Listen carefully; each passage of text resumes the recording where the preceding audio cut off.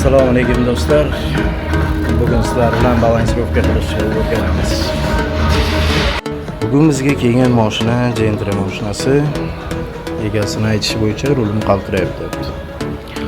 Xudo xolasa balansirovka apparat. Nastroykalarni to'g'rilaymiz. 15 ballon, diskaning 6, diametri 6. Xudo xolasa start beramiz. Ballonda aylanishi tiniq. Endi qanday ahvolda balansirovka qilganini Xudo xolasa ko'ramiz. Balansirovka qilingandan keyingi holati ancha o'zgargan. 25 gramm bu juda ham ko'p. Agar 5 grammlar atrofida bo'lganda bu unchalik rulga bermasligi kerak edi.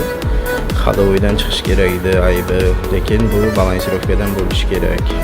Hozir balansirovkasini qilib ko'ramiz. Hozir shunda toshlarni hammasini olib tashladik. 25 ga 15 chiqdi.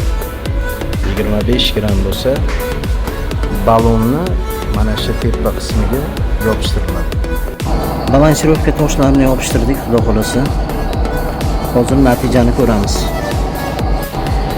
Mana natija, xudo xolasa 0 chiqdi. Egasi o'zi tekshirib keladi, xudo xolasa qaltiramaydi. Like va podpiskani ayamanglar.